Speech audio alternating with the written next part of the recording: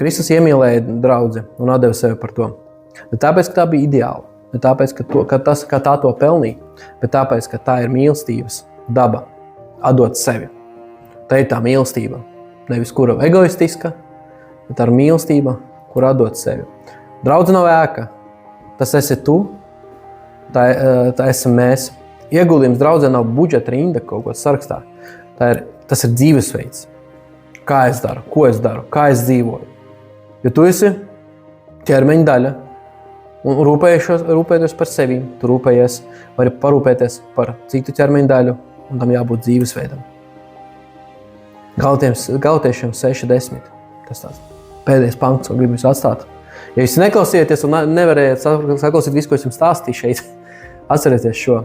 Tad, kamēr mums ir laiks, darīsim labu visiem, bet sevišķi ticības biedriem.